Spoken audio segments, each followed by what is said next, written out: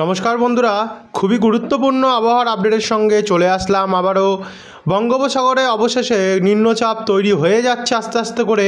দেখতে পাচ্ছেন এই মুহূর্তে সরাসরি বঙ্গোপসাগরে ব্যাপক পরিমাণে কিন্তু মেঘের সঞ্চার হয়েছে এবং আস্তে আস্তে করে কিন্তু এই মেঘ আরও বাড়ছে। ইতিমধ্যেই আন্দামান এবং নিকোবর দ্বীপপুঞ্জের দক্ষিণ ভাগে কিন্তু আমরা দেখতে পাচ্ছি এই যে নিম্নচাপের মেঘ সেটা প্রবেশ করা শুরু হয়েছে। তবে এখন অবধি যেহেতু দক্ষিণ পূর্ব সাইডে ঘূর্ণাবর্তের অবস্থান, তার কারণে এখনও ভারতের উপকূলে তেমনভাবে এর মেঘ পৌঁছায়নি। তবে এই নিম্নচাপ কিন্তু এবারে আস্তে আস্তে করে এগোনো শুরু করবে এবং এগোতে এগোতে ভারতের উপকূলের দিকে কিন্তু এগোবে। তবে জিএফএস মডেল বলছে ঘূর্ণিঝড়ের চান্স এখনও অবধি রয়েছে এবং ইসিএমডব্লিউএফ মডেল বলছে গভীর থেকে অতি গভীর নিম্নচাপে পরিণত হবে।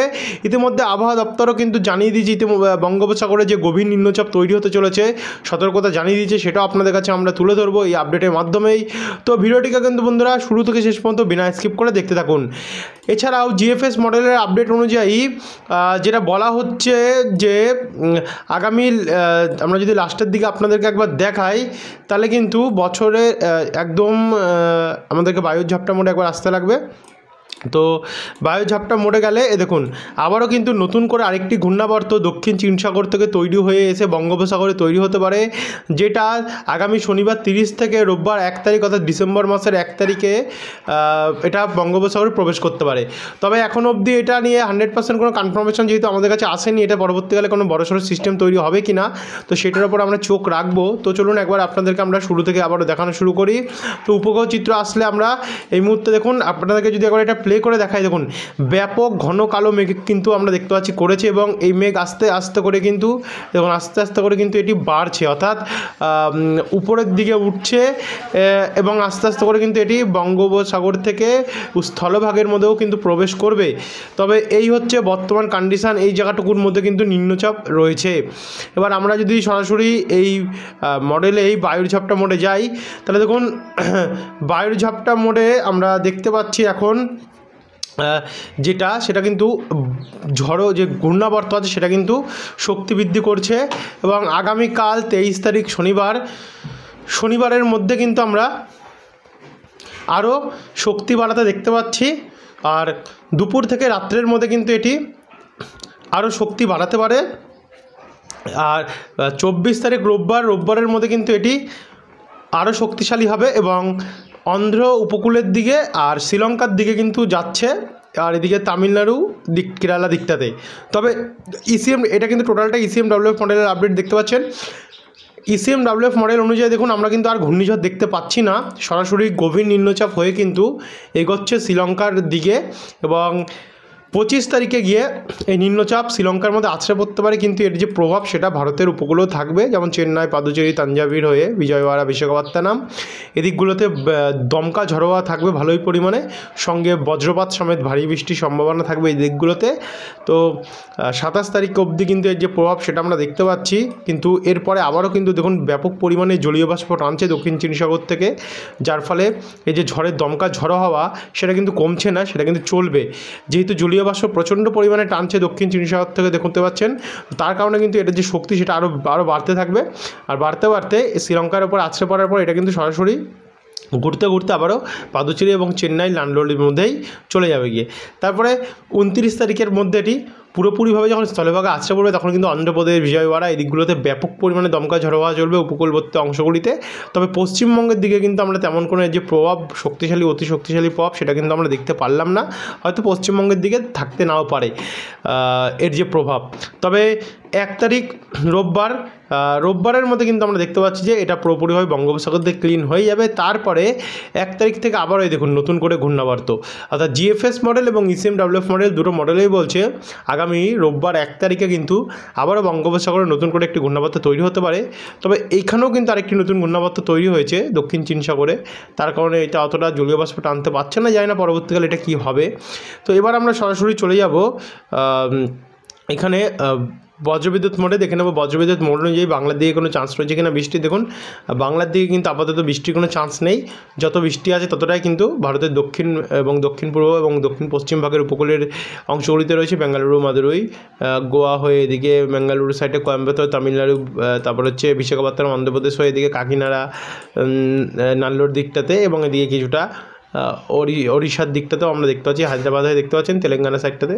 তো এই জায়গাগুলোতে কিন্তু এর যে প্রভাব সেটা কিন্তু পড়তে পারে। তো এরপরে আমরা যদি এটাকে আগিয়ে আসি, দেখতে পাচ্ছেন আগিয়ে আসলে কিন্তু এই যে প্রভাব সেটা কিন্তু বাংলার উপরে নেই, শুধু বঙ্গোপসাগর থেকে সরাসরি ভারতের পূর্ব উপকূলের মধ্যেই কিন্তু গিয়ে এটি ঠেকছে। তো এই হচ্ছে টোটালটা ECMWF মডেলের আপডেট। এবার আমরা চলে যাব GFS মডেল।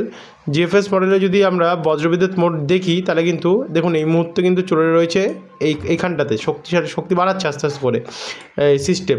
তবে আগামীকালের মধ্যে এটা আরও শক্তি বাড়িয়ে তুলবে 23 তারিখের মধ্যে, এবং আস্তে আস্তে করে এটি ভারতের দিকে এগোতে থাকবে, এবং এগোতে দেখুন এটার আপডেটটা কিন্তু পুরোটাই ডিফারেন্ট। ECMWF মডেল বলছে শ্রীলঙ্কার মধ্যে গিয়ে আছড়ে পড়বে, কিন্তু এটা শ্রীলঙ্কার গা ঘেঁষে কিন্তু উপরের দিকে উঠছে, অর্থাৎ তামিলনাড়ু সাইডটাতে এবং অন্ধ্রপ্রদেশের দিকটাতে এগোচ্ছে, যার ফলে মঙ্গলবার 26 তারিখের মধ্যে কিন্তু এটি সরাসরি ভারতের এই উপকূলটার মধ্যে যাবে। গেলেও 26 তারিখে পুরোপুরি আছড়ে পড়ছে না, 26 তারিখ শুধু পাদুচেরি এবং চেন্নাই অংশটুকু ছুটছে, যার কারণে এই দিকগুলোতে বজ্রপাত সমেত ভারী বৃষ্টি হতে পারে। তারপরে বুধবার 27 তারিখ গেলে আমরা দেখতে পাচ্ছি 27 তারিখে এটি বিশাখাপত্তনম, অন্ধ্রপ্রদেশ এবং বাংলাদেশের চিটাগং দিক উপকূলগুলোতে বজ্রপাত সমেত বৃষ্টি হবে। আর 28 তারিখ দিকটাতে কিন্তু বাংলার উপরে কিছুটা বৃষ্টি হতে পারে।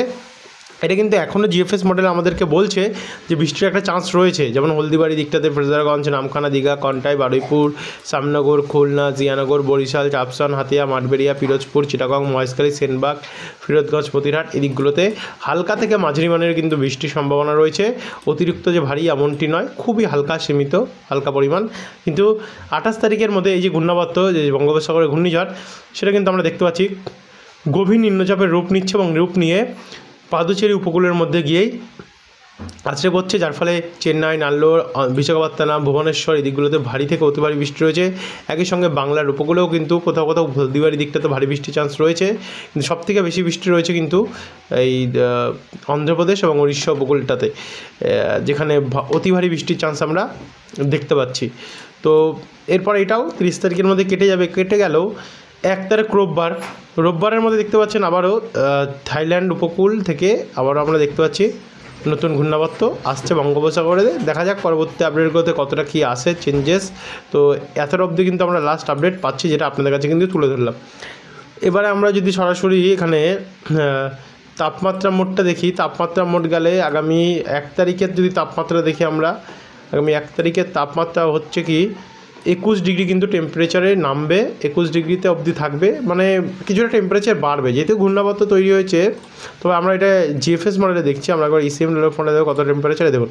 ECMWF মডেল বলছে 18 ডিগ্রি টেম্পারেচারে থাকবে, এবং কোথাও কোথাও 14, 15 এবং 14, 13, পুরুলিয়ায় কিন্তু 13, রঘুনাথপুরেও 13, দুর্গাপুরে 15 থাকবে, এবং বাদবাকি জায়গাগুলোতে মুর্শিদাবাদ, বহরমপুর, বীরভূম, আসানসোল, চিত্তরঞ্জন, দুর্গাপুর এদিকগুলোতে 14 থেকে 15-র মধ্যে থাকবে, এবং পশ্চিম মেদিনীপুর, পূর্ব মেদিনীপুর এদিকেও 14 থেকে 15-র মধ্যে থাকবে।